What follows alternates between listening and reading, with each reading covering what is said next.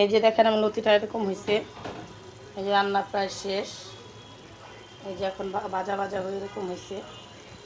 এই যে দেখেন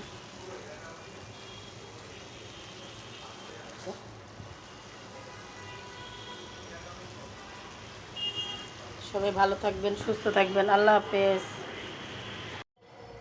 আসসালামু আলাইকুম। আশা করি সবাই ভালোই আছেন।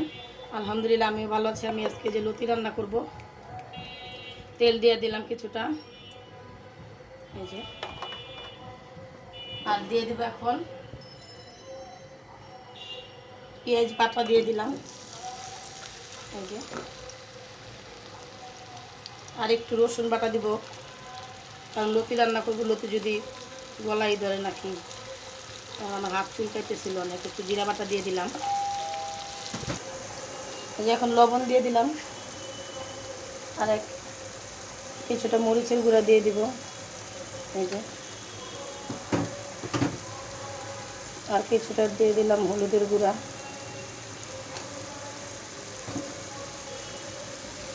এই যে এখন আমি একটু মশলাটা কষাবো।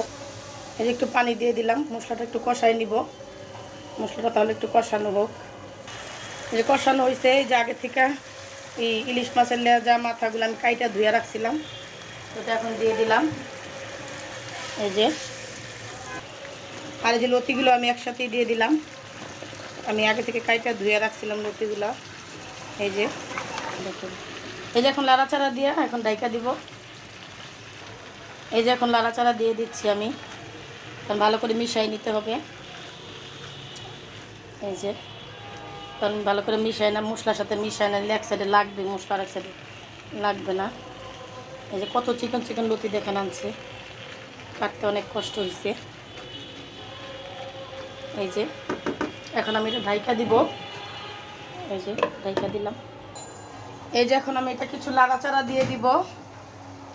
এই যে দেখেন আমি কিন্তু পানি দেই নাই, আপনাদের যদি লাগে আপনার পানি দিবেন। আমার আসলে পানি বেশি দিই না, কারণ লতিটা অনেক নরম হয়ে যাবে, এই জন্য। এই যে মাছের সাথে একসাথে আমি দিছি। এখন যে লতি থেকে যে পানিগুলো বের হবে, ওই পানিগুলো দিয়েই লতিটা সিদ্ধ হয়ে যাবে, আর লাগবে না।